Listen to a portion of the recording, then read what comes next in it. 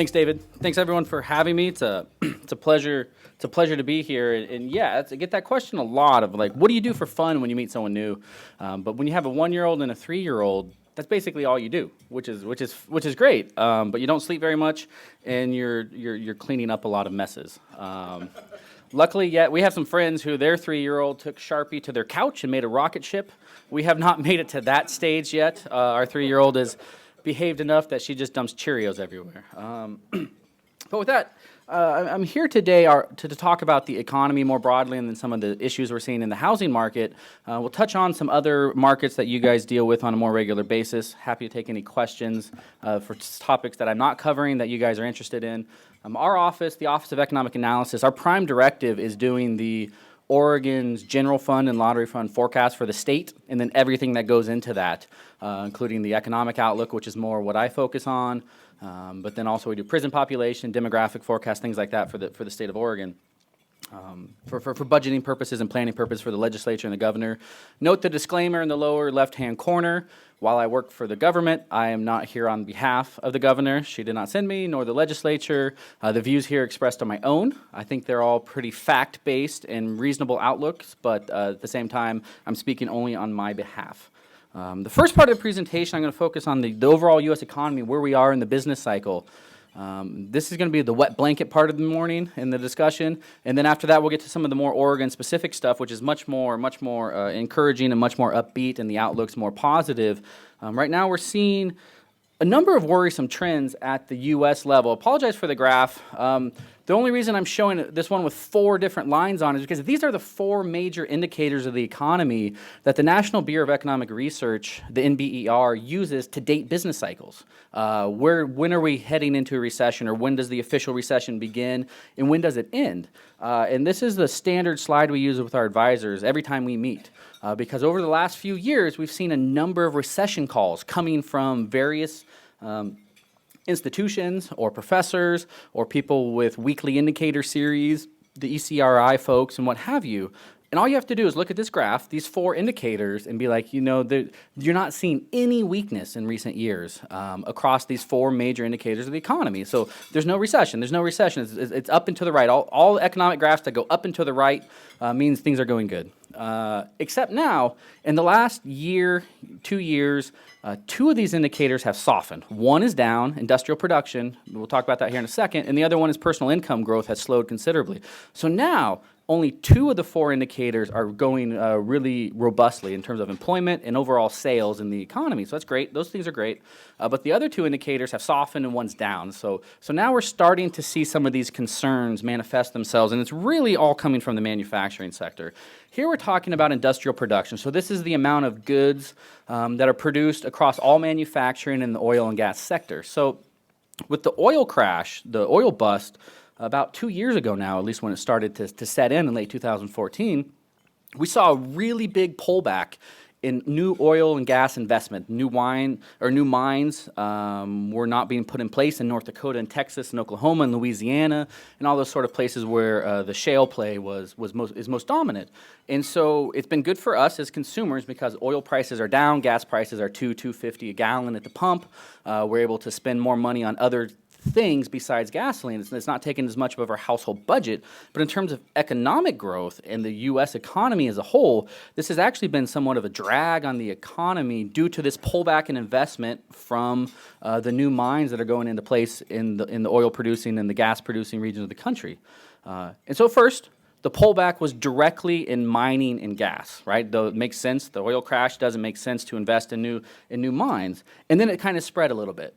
It spread to metal makers, manufacturers that supply the industry directly. We saw a couple layoffs here in the Portland region of some of our metal producers, ESCO, spacing on the other one, where they're closing their local operations. And part of that has to do with the fact that they were producing items that were being exported to Canada for their mining industry, right? So it started to spread. The weakness started to spread. And then overall, as the dollar has gotten stronger, the U.S. dollar is somewhere 30–40% stronger today than where it was a few years ago. That makes Oregon-produced goods and U.S.-produced goods more expensive to foreign buyers, and it makes foreign goods and services cheaper and less expensive for us. So it's hurt our terms of trade. So the strong dollar, the weak manufacturing industry has continued to soften. And what you see in front of you, the graph shows the number of sectors within industrial production. There's 20 individual sectors. So you got aerospace, you have cars, you have semiconductors, you have metal makers more broadly, that sort of stuff. There's 20 individual components in there. How many of them are seeing losses on a year-over-year basis? And you can see it's crept up, and now we're at, depending upon how you want to look at it, 12, 13, maybe 16 last month, are seeing year-over-year losses. And we're right here in this middleman territory of a very concentrated losses just due to oil and gas, right? If it's just a North Dakota and Texas problem, we can shrug that off as the U.S. economy. That's not a problem. But as it's spread to more and more sectors and more states, we're seeing this weakness from the manufacturing sector weigh on top-line U.S. growth.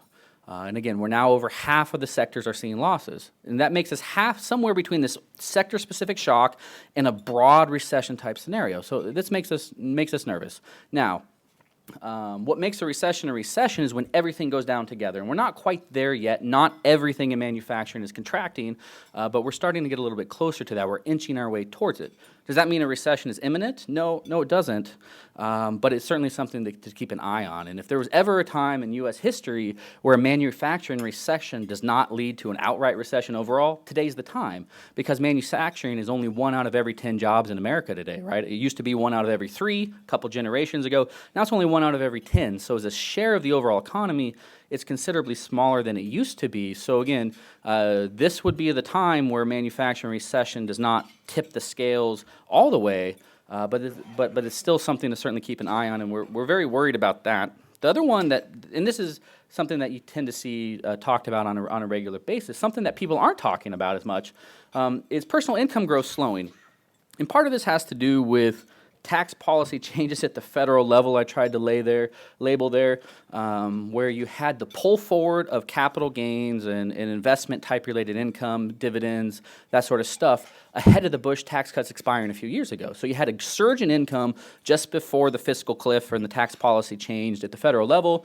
So therefore you had a hangover the next year. So a really strong growth rate there at the end of 2012, a negative number there at the end of 2013, and then you kind of get this growth rate balance of a high, low, high on a year-over-year basis. But even absent that, the trend has been down the last couple years.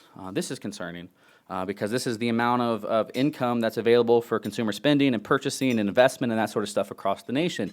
When we've seen patterns like this historically, if you look back at the last 30, 40 years, about half of the time a slowing of this magnitude of a couple percentage points is directly before a recession. Of course, it makes sense. Income starts plunging during the recession, so you'd see the slowing occur first.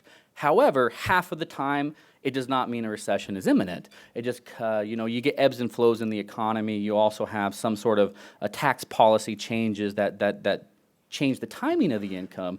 So right now, again, this is another worrisome trend, and the thing it's leading to is folks like myself, our counterparts across the country, are missing their revenue forecast at an increasing margin. The number of other states, not ours, we do a really good job, at least right now. But other states are seeing slowdowns in their withholdings out of paychecks, and they're seeing slowings in their sales tax collections, consumer spending.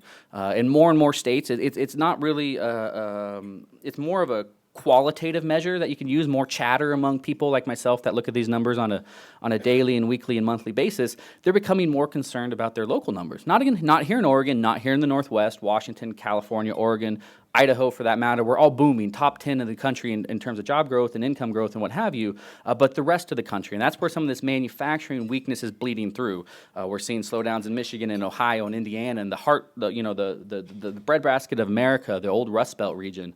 That's where we're starting to see this weakness spread. And so again, this is the wet blanket part of it. A lot more concerning things arriving at the national level. We're not seeing any of this in the local data except for the couple metal maker closings that we've seen here in the Portland region, but that's relatively small potatoes in the size of the Portland economy and the growth trajectory that we're seeing, although obviously it's not good for those individual firms.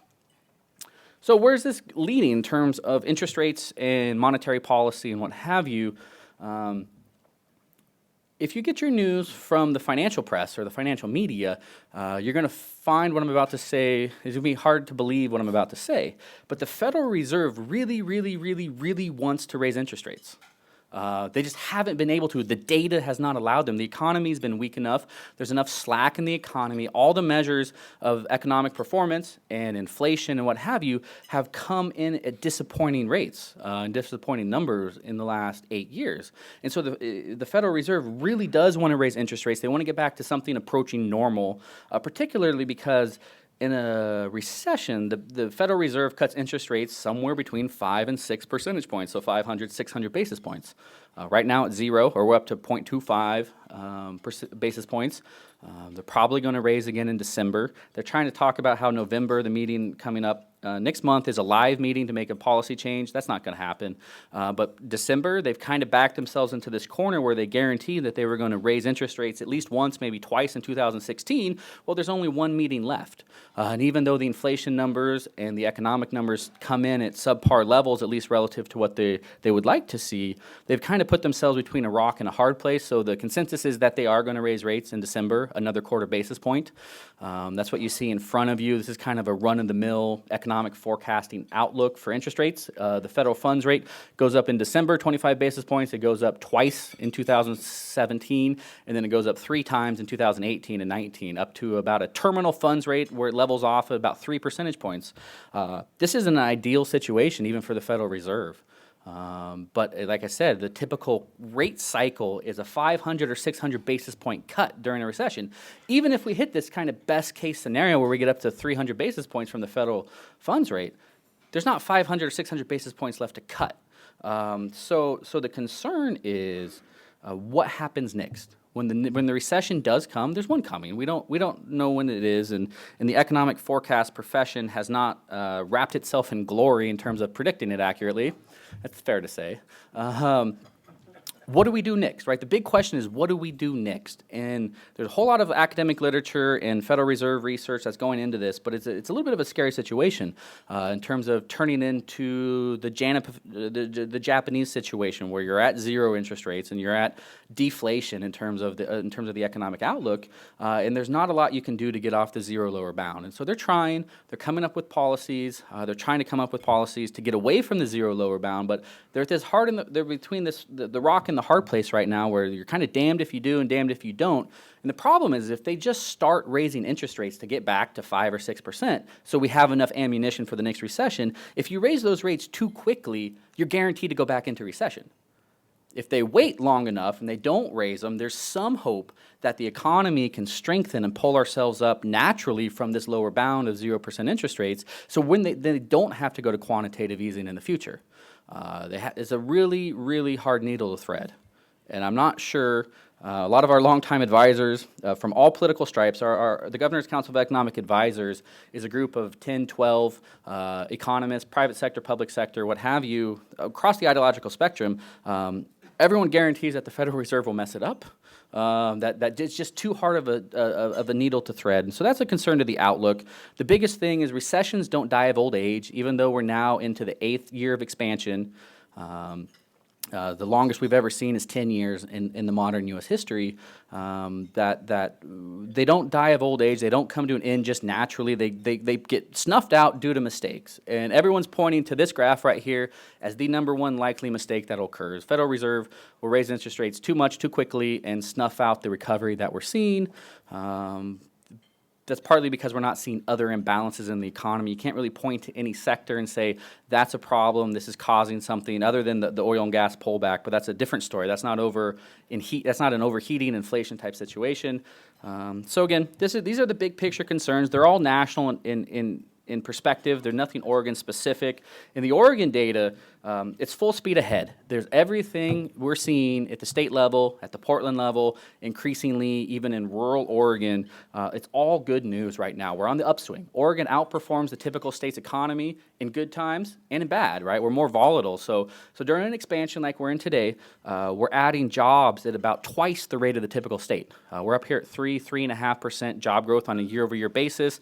That's top 5 in the nation for the last couple years. And we're joined by our Northwest peers, Idaho and Washington and California.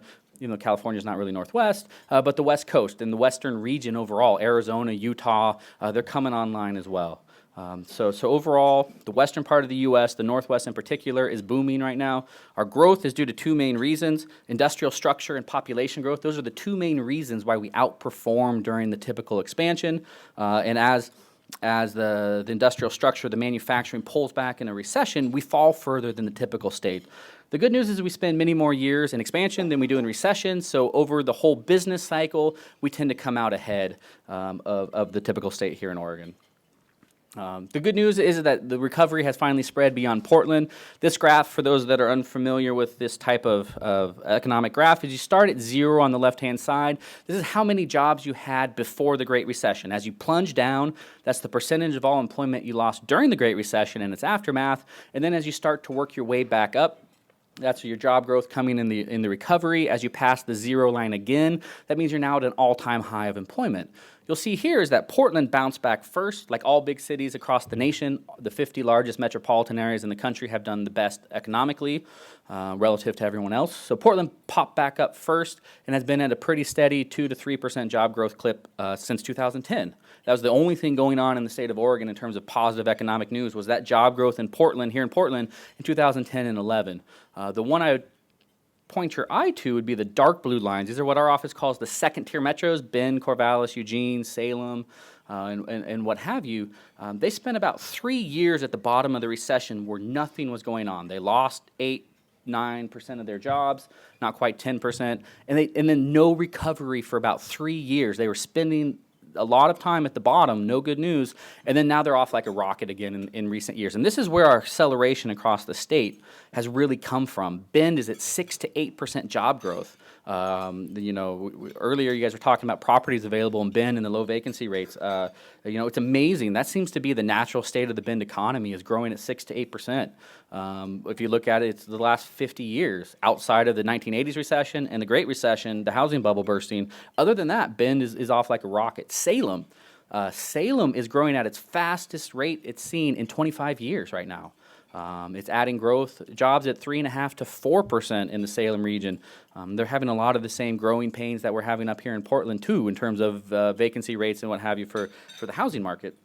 And then Eugene's finally on board. Eugene is kind of still tied to the timber industry, and so they have a lot of the older industry that has been more of a weight on growth due to the trajectory of the timber industry in the last 30, 40 years in the state of Oregon. But then they also have enough of the new economy and the population growth tied to the university and the service sectors and what have you, that Eugene's back online and they're growing at decent rates again. And that took a while for that to happen. Eugene also suffered a massive structural change. They lost their chip plant, the Hynix plant, during the start of the recession. And a couple other, they lost the transportation equipment, the RV manufacturers in the southern Willamette Valley region. So they lost 10,000 manufacturing jobs that are structural. They're not coming back.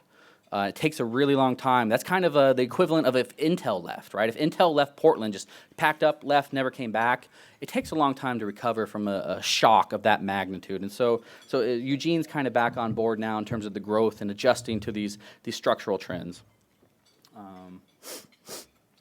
Finally, we're starting to see all of this economic growth we've seen for the last 7 years here, or 6 years here in Portland, 3 or 4 years in the rest of the state, translate into numbers for the typical household, right? A lot of the growth has been at the top end of the wage spectrum. High-wage jobs are outperforming all other jobs, both statewide and here in Portland, and across the nation for that matter. But the median household income took a big jump, 6-7% last year. In 2015, the data was just released a couple weeks ago. And so Portland's metropolitan area median household income, how much income does the typical family or household have, is basically back to where it was at the start of the recession after adjusting for inflation.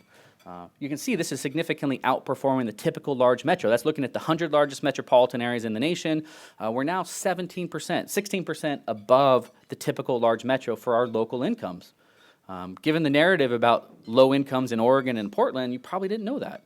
But that's looking at per capita personal income, where you add up all the income in the region and divide by every man, woman, and child. And that, yeah, on an average basis, we are lower on per capita personal income, but a lot of that has to do with we're missing a lot of those really high net worth, high income folks at the top end of the spectrum that skew some of those per capita personal income measures. If you look at the distribution of income outside of that really top end, the top 5% of the population is really what I'm talking about.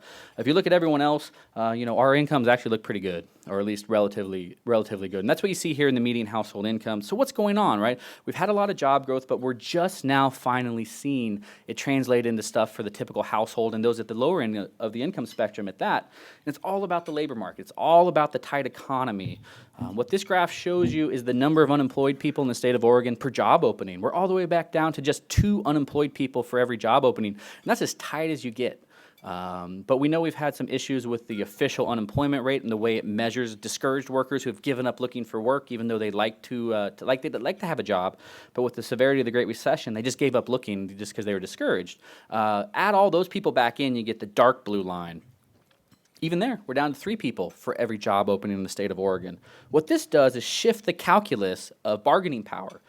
During the recession, when there's 10 or 12 people for every available job, firms had all of the bargaining power. They could hire whoever they wanted. They could be very picky amongst the pile of candidates applying to work for them and offer them very low wages on a relative position because the supply of available workers was so large that firms could dictate the terms. Today, in a tight labor market, that calculus completely flips. Workers have the bargaining power, obviously not 100%, but it has shifted tremendously back to the worker because if firms looking to expand, they have a much smaller pool of candidates from which to pick. And so to attract and retain the best workers, firms have to increase wages. They have to compete on price more. And so we're seeing this wage growth in Portland and wage growth in Oregon is some of the strongest in the nation. Our labor market's becoming tight. Workers are getting raises. The minimum wage is impacting this a little bit. However, the minimum wage right now is not binding, even though we've set into place this path towards nearly $15 an hour here in the Portland metropolitan area. The market is so tight that these low-wage workers have such bargaining position that the minimum wage is not binding. We were just in Newport as the Governor's Council of Economic Advisors for a meeting. The minimum wage, the effective minimum wage on the Oregon coast right now is $11 an hour because the labor market is so tight. You can't hire anyone at $9 an hour. No one will work for you. And so it's already at 11 because of this type of situation. This will all switch. This will all flip in the recession. We'll go back to the firms having a lot more bargaining power. But for now, this has big implications. And so if you guys are looking to expand, looking to gain market share or retain market share in a growing economy, be cognizant of this fact that the available pool of candidates is much, much smaller today than it was. And this goes across the skill spectrum. It's not just a high wage, college degree type situation or just minimum wage, low wage type workers by and large. The strong economy is pulling workers back in. Our labor force participation rate here in the state of Oregon is rebounding in the last couple years. We're bringing some of those folks off the sidelines. More jobs, they're paying higher wages. We're pulling workers back into the economy, which is great news. Some of those discouraged workers are coming back. Not all of them. Some of there is permanent damage, and that's not good news for the long run health of the economy. The dotted line, demographically adjusted, is just to highlight the fact that the labor force participation rate is calculated as measuring everyone 16 years and older. That's the standard way they've been measuring it since the 1970s, at least. And so as the baby boomers age into their retirement years, this number of labor force participation is going to drop for demographic reasons, and perfectly healthy and good reasons at that. So what really matters is the difference between the red line and the gray line. That participation gap that we're missing is starting to shrink. And this is probably the most encouraging news from an economic perspective and long-term growth perspective. The more people we have that want to be productive workers in the economy means our future growth will look better. So overall, we're starting to see some of these deeper labor market recovery measures strengthen across the state at that. The other thing the strong economy is doing is pulling more people into the state. Here's our population growth for the state of Oregon. We're somewhere in the neighborhood of 40,000 people moving into the state last year. All indications in our forecast included for 2016 is even more.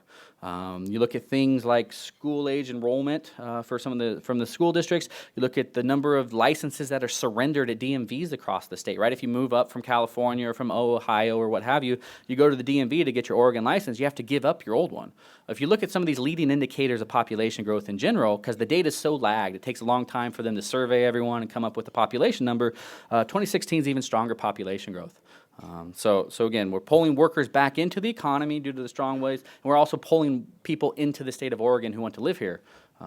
Overall, it's really good news. It's the healthy dynamic. People have been moving to Oregon ever since Lewis and Clark, right? And so the question is, who moves to Oregon? Everybody moves to Oregon, right? Specifically here in the Portland region, we get a lot of young college-educated workers in their 20s and 30s, and the majority of them are in what our office calls the root-setting years, 25 to 34 years old. A lot of really special things from an economic and societal point of view happen during this decade. People settle down, they start to begin their careers in earnest.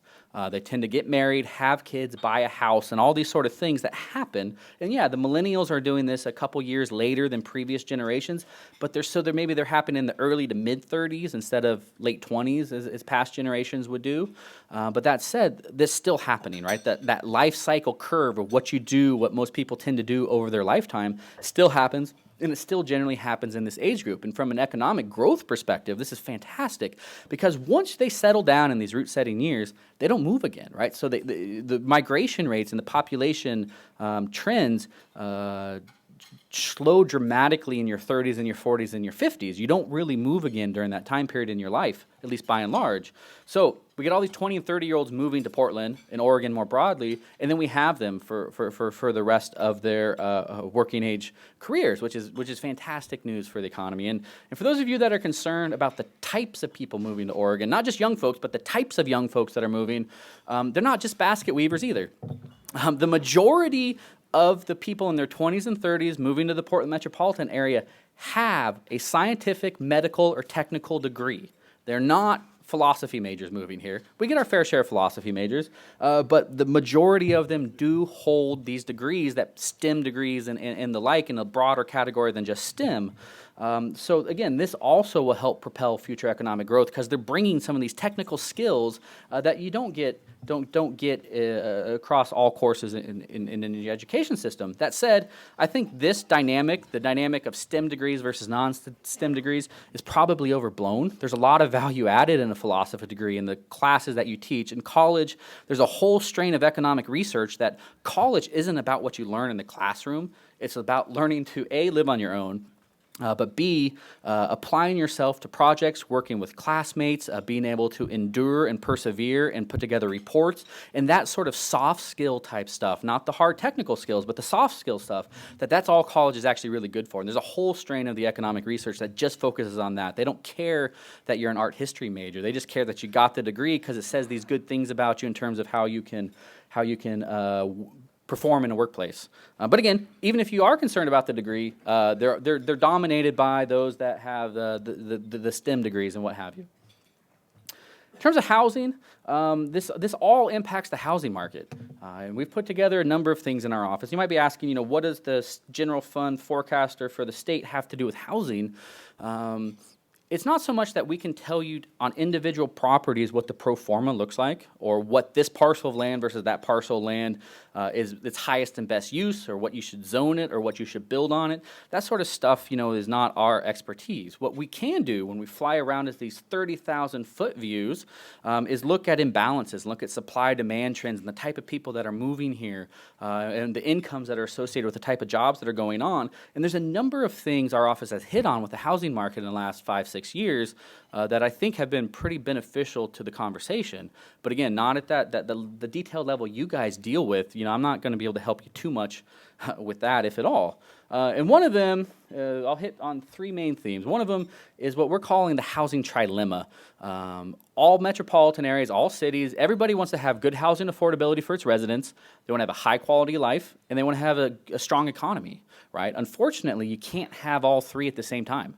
That's why it's called the trilemma. You can only have two out of the three at any point in time, or you can have one out of three. You also can't have 0 out of 3 either. You have to have one of these. And the reason being, I'll show you the example, is affordability, right? The Rust Belt. I think sometimes the conversation when it comes to housing affordability, locally at least, is people get so caught up in just the pure cost of housing that they lose sight of the other things that influence the cost of housing and the local economy and the policies that are put in place and what have you. And so if you just want pure cheap housing, you go to the Rust Belt, right? You can buy a house in Youngstown, Ohio for $90,000, and you can rent a place for $500 a month, a reasonable place at that. So I think we lose sight of the fact that there's other things impacting this. We know there's other things impacting the Rust Belt, right? The Rust Belt wasn't so cheap in the 60s and 70s, right? Because that's where the demand and the population growth and the job growth was. If we go around this pretty diagram, and I should point out, there's a lot of underlying measures and metrics that go into this. This isn't just a pretty picture. There's 10 things I'm pulling from academic work and doing some calculations myself. So if you want to talk about this afterwards, I'm happy to do so.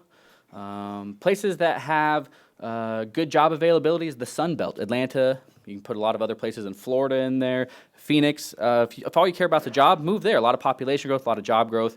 Houston has the benefit of being cheap housing and lots of jobs, or at least they had lots of jobs prior to the oil bust, so I should probably update this. But the rest of Texas basically fits there with Houston at the same time.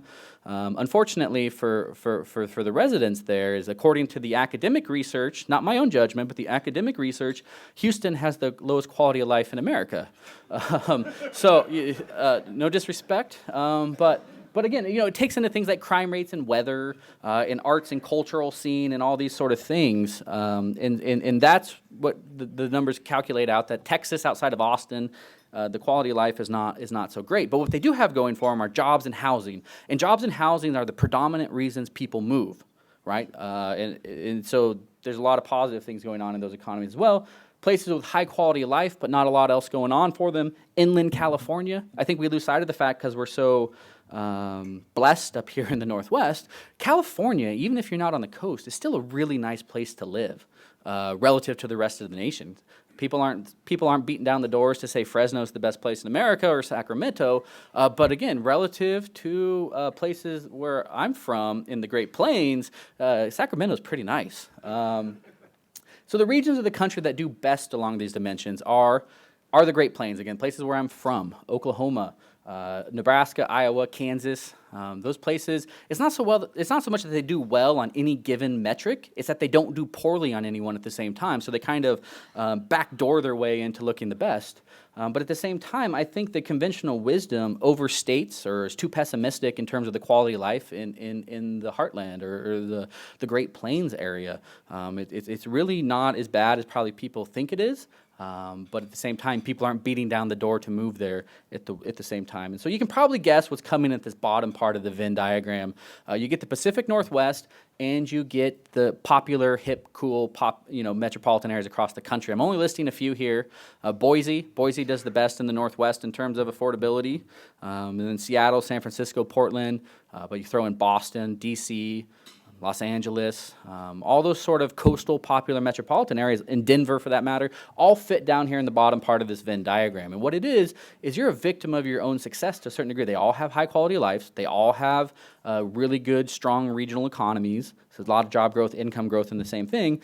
And as such, the demand to live there is so strong that you can't keep up with the demand in terms of supply. At least it's hard to. It's certainly hard to, and so therefore the cost of housing gets bid up because people want to live in your community. That's a good indicator. It's obviously a great indicator, and so the challenge, again, is keeping up with supply, and that's something we haven't done. There is no supply on the housing market today in Portland. In fact, we're somewhere in the neighborhood of about a year underbuilt in terms of just population growth versus number of housing units constructed over the last decade. It's not so much that we're not building a lot today. We're building enough today in 2013 through today. We're building enough in a relative sense, but we're not making up for the lost ground. During the recession, construction came to a halt, but people kept moving in. And so we haven't made up for that. And so our vacancy rates are among the lowest in the nation. They continue to be among the lowest in the nation. And so the concern is people look around. You look at Division Street, you look at North Williams or Mississippi, the Pearl District and Northwest, and like, oh yeah, we're putting in lots of apartments. The problem is we need to do that every single year to meet population growth. And so if we don't have the political will or the societal appetite to meet that demand, then the concerns about housing affordability are misplaced or overstated, because there is an action that you can do. Increase supply and it decreases the cost, or at least slows the appreciation of the cost. But it does require building a lot more supply than we currently are. We'll skip some of the supply constraints. One of the interesting things that's going on in the housing market today is the population growth that we've seen. If you just kind of look at pre-recession through today, the types of households that we're seeing in the Portland metropolitan area, all of the growth has been at the high end of the income spectrum, right? You can see here, households that have incomes below $75,000 or less per year are actually smaller today, fewer in number than they were back before the recession. All the growth has been at the top end. So if you marry this sort of population growth or household growth with something along the lines of housing affordability, what does 30% of your income get you, the rough rule of thumb for affordability?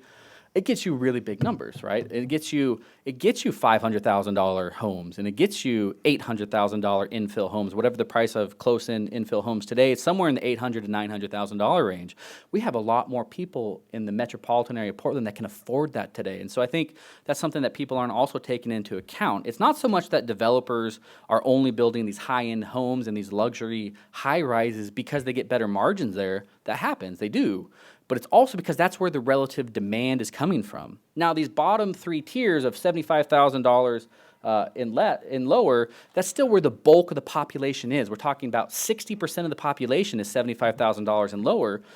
It's just the relative demand has only come from the top end. So there is a response to the demand in the marketplace. So that's some of what we're seeing going on. But of course, we need to build more units of all types of units, low-income units, middle-income units, the missing middle housing, townhomes and row homes, and fourplexes and what have you. We need all types of housing to be built, not just the luxury units, but this component here of the population growth and the income growth that we're seeing within the region over the last decade is also highly influencing the types of construction we've seen in recent years. Lastly, this other component, a big picture thing our office has hit on that kind of weighed is a little bit counterintuitive to what some of the certainly planners and other government bureaucrats were talking about, and it influences some of your guys' properties too, is this theory of peak renter, right? And so a year ago, our office trotted out this theory of peak renter where we looked at, we've had this massive shift from ownership into rentership in the last decade, right? People, household finances shrunk. People got foreclosed on, so they were thrown into the rental market even if they wanted to be a homeowner. Lending standards tightened considerably. You actually had to document your income to get a mortgage, crazy things like that. And so we've had this big uptick in rentership for household finances. Demographics, peak millennials, 24 years old. The number one most common age in the United States today is 24 years old. That's where the bulk of the millennials are.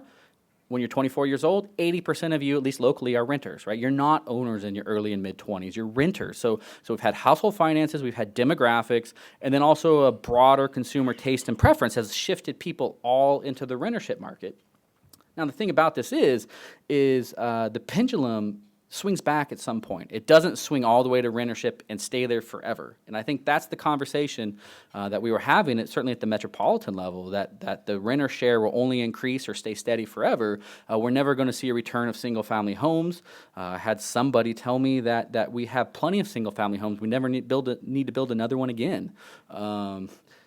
That was an interesting conversation. And so we've been talking about this, right? And so what you see here is the demographics of the Portland metropolitan area by age in 2025. So you take the current structure where peak millennial is 24 years old. 10 years from now, if you do the math, it's 34 years old. And you can see here, that's that spike there in the middle. Well, it's 34 years old in the Portland metropolitan area today, or at least the 2013 data when I dove into the detailed stuff. 34 years old is 50-50, 50% renter, 50% owner. And this life cycle curve of you rent in your 20s, you start to own in your 30s, and by your 40s and 50s, the vast majority of folks own, That doesn't go away. It looks the same thing in New York. In New York City, or at least New York metropolitan area, it looks the exact same. I mean, that red line shifted a little bit up and down, but the general life cycle curve is the same everywhere.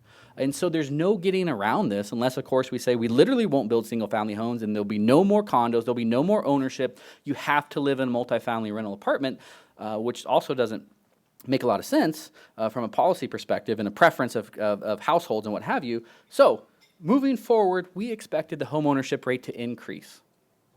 We got a lot of flack for that in the last year. Well, lo and behold, data came out 3 weeks ago. Ownership increased.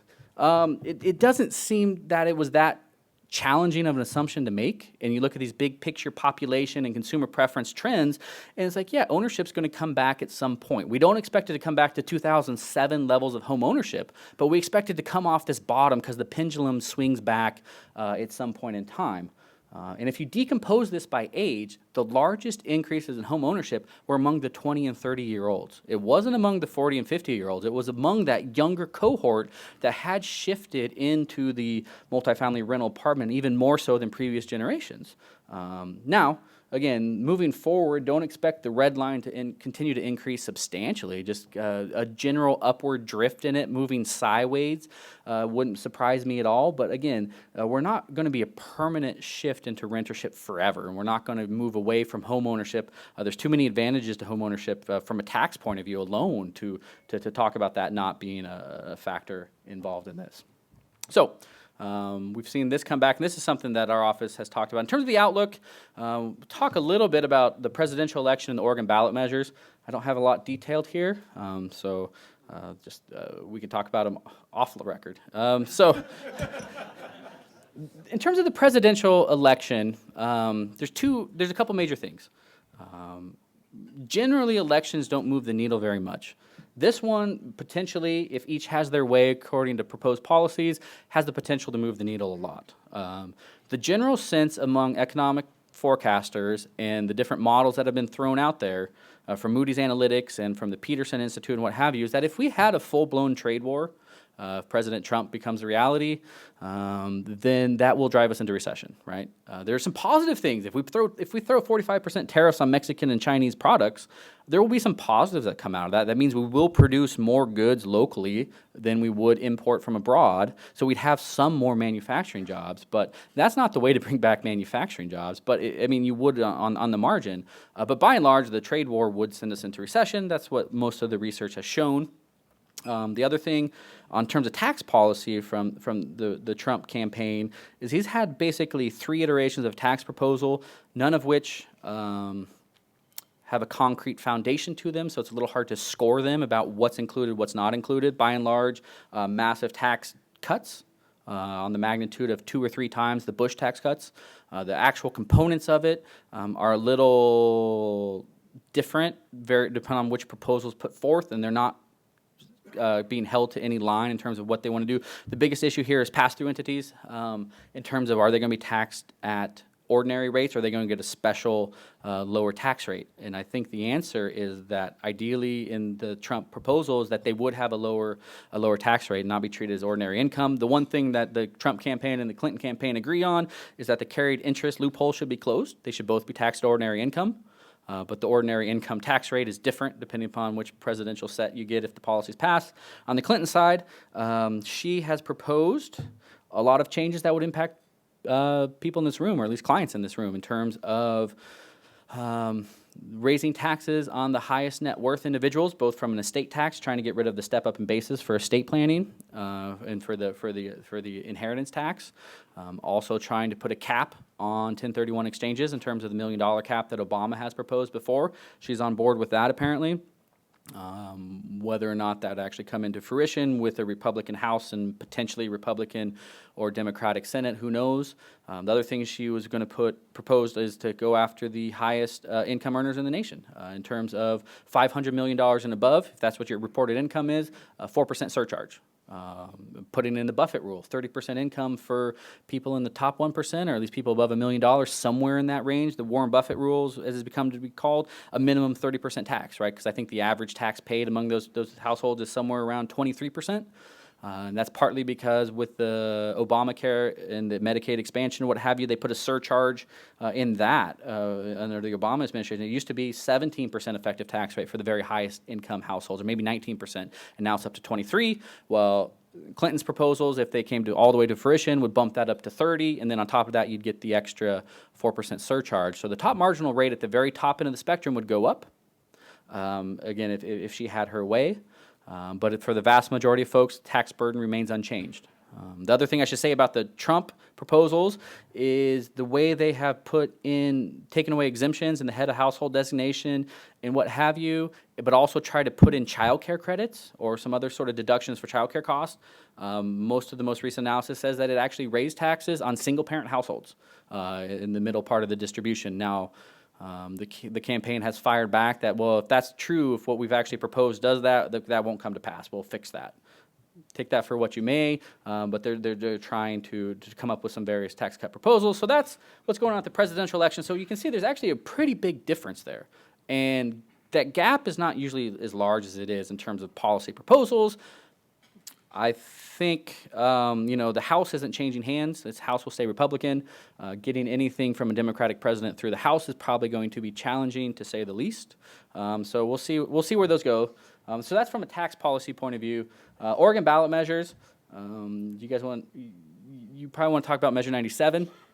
Our office tries not to talk about Measure 97, partly because we're not a policy office, right? But I will say a couple things on it. Measure 97, for those who are unaware, is a gross receipts tax of 2.5% against firms with $25 million above in the sales. It's Oregon sales. Thank you. That's correct. It's a very, from a policy standpoint, it's a very, very high rate on a very, very small number of firms. Ideally, when you're designing a tax structure, you let economists and tax policy people like low rates on broad basis. It's kind of the opposite of that. And what's going on with the various research that's been done is looking at it, they kind of say the same thing because that's how these models are built. The one proposal, or one research paper that came out of Portland State that was paid for by the unions, even though the unions backed the financing of it, the person who did it used to be my boss, Tom Potowski, the former state economist. He does very good work. I trust his numbers, and we've talked about this too. So even though it's paid for by the unions, I still trust those numbers given the personal relationship there and trusting him. Basically says that with all this additional revenue in the public sector, we can hire more teachers. So we'll have about 6 extra months of job growth. So the equivalent, 20,000 jobs, about 6 extra months of job growth in the state of Oregon over the next 5 to 10 years. The Legislative Revenue Office's proposal says that the costs are going to be the costs are going to outweigh the positives, so we're going to lay off a bunch of private sector workers, and even though we hire more teachers, it'll still be a loss of 6 months of jobs over the next 5 to 10 years. In a big picture point of view, plus or minus 6 months from our office's forecast perspective is nothing, right? Now, 20,000 jobs might sound like a lot, but in the size of an economy with almost 2 million jobs and growing, 20,000 jobs is not a big number. In fact, it's half.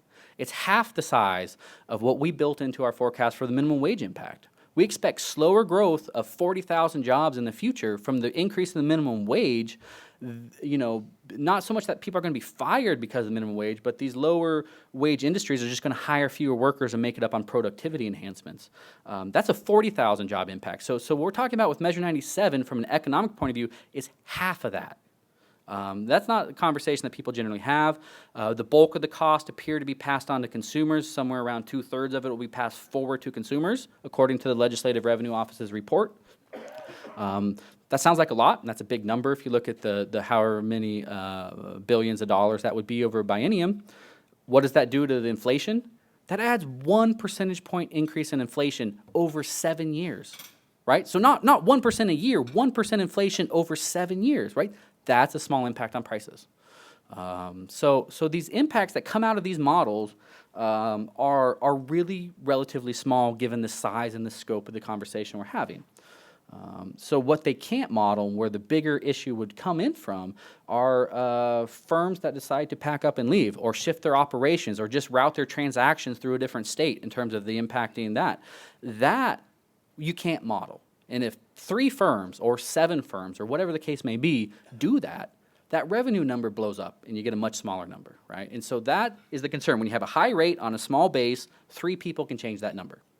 And you can't really model that. So again, the standard models that are out there, they show relatively small impacts overall, some plus, some minus, but it's a really big revenue number. And I do honestly believe in conversations with legislative budget writers and governor's office budget writers, there is a need for money, right? There is a budget gap. What exactly that need is and what you can do with the additional resources to further increase investments in education and senior services and whatever the case may be, that's a conversation that's very worth having. But I'm not trying to tell you one way or the other to vote on the measure. I'm just trying to talk about our office's perspective. And as soon as the law, if the law comes into pass, if the ballot measure passes, then it becomes our office's problem because then it goes into the revenue forecast. Up until then, we do a current law forecast. So we only do things that are currently on the books. We talk about stuff that's proposed, but up until that point, it's the Legislative Revenues Office thing, and their report's pretty good. If you have the time to read 30 pages of technical document, please do. But they talk a lot about these issues, and they do a really good job of having a conversation about some of these things I'm talking about. As soon as it passes, well, I don't know if it'll pass or not. If it comes to pass, that next day it becomes our problem and we have to put it into our revenue forecast. And from there, our conversation will change a little bit more and we can be a little more candid on a couple of these things. So that's the public policies that are in the pipeline, or at least potentially in the pipeline, should the elections and the votes turn out in various ways. Another thing that's on the ballot at the local level are increases in marijuana taxes for cities and counties. Revenue, I just shown here Washington's trend. This is a growing and expected to continue to grow industry. This is Southwest Washington tax collections for recreational marijuana sales from the coast through the gorge. So all the places just across the border from Oregon, from Astoria through Hood River. It just continues to grow. And you can see there's a big drop in Southwest Washington sales when Oregon legalized and we opened our recreational market in October. They lost 36% of their sales because those were Oregonians going across the river and purchasing. It's a federal crime to drive it back across the river, but I don't know how many people are actually stopped doing that. But again, the point here is even with such a massive change where they lost a third of their customer base, they're all the way back. After a year and a half, or what have you, they're all the way back and continuing to increase. So this is a growing market. Talking to our friends in the utility industry, it's still too small for the grow operations to be seen in terms of the electricity use and the gas use and what have you, but you'd expect that to become a bigger player over time. Our office's outlook for the recreational marijuana market is that it's a commodity. It's going to be commodified. It's going to be standardized. A lot of those jobs in the retail stores and on the production front, the agriculture jobs, they're going to be low-wage jobs, just like any commodity would be. What we were really looking for is some of the first-mover advantage where maybe we can get maybe new lab testing equipment or standardized ways, or maybe there's going to be a salt and straw ice cream version of recreational marijuana at some point, right? Some sort of confectionery product, and we developed this expertise, this value-added manufacturing, developed this expertise so that when Minnesota legalizes or Colorado's already legalized, or New Mexico legalized or something like that, they hire a Portland company or an Oregon company to come set up their shop, right? That's where we're going to get the largest economic bang for your buck. It's not going to be just from the commodity sales and the store sales. Those are relatively few in number and low-wage jobs. That's not going to drive economic growth. It's going to be the consulting firm that has a strategy for growing these types of, no pun intended, growing these types of sales and the types of products that you need so that, again, when another state or another jurisdiction legalizes, they come to us and hire our firms to do the work. That's what we're hoping for. And being the third state to do it, we don't have exactly first mover advantage, but we kind of have third mover advantage, if you will. So we can hopefully develop some of these expertise, and that'll be beneficial down the road. But again, it should continue to grow. And the revenue numbers in Oregon is still a little early. We don't have a lot of good data. We don't have good geographic breakdown on the data. That's all coming in the pipeline. And according to rumor, that marijuana revenue forecast will be landing on my desk in the near future, so I will have to do some research on that, field research. Okay, so long term, last. I think this is the last graph. Then I'll let you guys go. Is the outlook for employment in the state of Oregon? We have another year or two of strong growth built into the outlook, continuing roughly what we're seeing today. These gains of 5,000 jobs a month in the state of Oregon are unsustainable. We only need about 2,000 jobs a month to keep up with population growth. And as that labor market becomes tight, we don't have any more slack to eat up in the economy. So we need to see slower rates of growth to be sustainable over time and not overheat and not and fall into recession that way. But we're starting to get there. We really are. And so we have a slowdown built into the forecast due to that. We sort of hit full employment and we slow down to a sustainable rate of growth over time. You look at that forecast doesn't pass the eyeball test. It doesn't go below zero. There's no recession built in there. And we've never seen the economy slow down from full throttle growth to a sustainable rate of growth. We've never seen the economy slow down on its own like that. It always slams down into recession, and then you start the cycle again. So that's a challenge when you're trying to do a 10-year forecast. I think that 1 to 2 year forecast is pretty good. The probability of recession while rising due to that manufacturing weakness is still fairly low. 20-30% is what most people peg it at. Something like that's probably not too improbable. But that said, we feel really strongly about our medium to longer term outlook. There's going to be a recession, and B, we're going to see slower net growth rates over time due to the aging population. For every baby boomer that retires, you have to replace them with 2 workers to get net job growth. And this is net job growth, right? So it doesn't take into account the retirement. So we're going to see slower growth because a lot of what we're going to see under the surface is generational churn in the labor market. And of course, these aren't just any workers that are retiring. These are people with a lifetime of experience. The baby boomers are the highest income, best educated, most productive generation on record. And they're leaving. They're starting to leave. A lot of them have left and will continue to do so. And so it's going to be a challenge to replace that knowledge, that institutional knowledge in the workforce. And so we're seeing slower growth over time. So we feel confident about the 1 to 2 year outlook. And we feel confident about the 5 to 10 year outlook. It's the transition of how we get there is not going to look like this. And if it does, it'll be the first time in history. So that's what we're really struggling with. It's not practical for us to say we're going to have 3.5% job growth forever. That's not a good forecast. But we know it's going to slow down for demographic reasons, which were perfectly acceptable and good reasons too. It's just that transition period that we're having a really hard time with. And one of the worst things you can do as a forecaster is say on February 18th at 3 o'clock, 2018, the recession starts. The way these models work, if you put that in there, that's going to make your errors of your forecast even worse than doing some sort of baseline trend. So we try and look at a variety of models and different sources, leading indicators, which are much more of a green light, red light situation, not the rate of growth, but are things improving or slowing or what have you, to try and help us with this. But again, that's the story behind this forecast right now. We're really nervous because of that transition period. When does it happen? We think it'll happen in about 2 years. We'll see that slowdown. We'll run hot for a little bit of time, and then we'll slow down to something more sustainable. But that's the open question. And so that's why we're really worried about the U.S. macro trends. They're not looking as hot, even though everything here in the Oregon data continues to be really good. And then my contact information, I'm always happy to chat about this stuff. The website at the bottom, every graph you've seen today has been on the website at one point in time. So if you're interested in this sort of stuff, you can bookmark it or sign up for email notice and that sort of thing. And I'm happy to take some questions. Yes, sir. Do you track the growth of part-time employment by employers not wanting to pay benefits and maybe underemployment? Yes, the question was part-time employment and underemployment and things of that nature. Yes, part-time employment in Oregon popped up, and nationwide popped up during the recession, and has kind of stayed stable since. Hasn't really come back down, but all the growth has been on the full FTE side. So as a share, part-time employment's back to where it used to be. So there's some workers that have been stuck in part-time employment for 8 years now, and they haven't seen their situation improve, but those people as a share of the economy is back to where it was, if that makes sense. The underemployment is along the same lines. I guess that is those who want a full-time job but are only get a part-time job. Again, that stuff's back to where it was, but it took a really, really long time to do that. And the national numbers don't look quite as good as the Oregon numbers in that regard.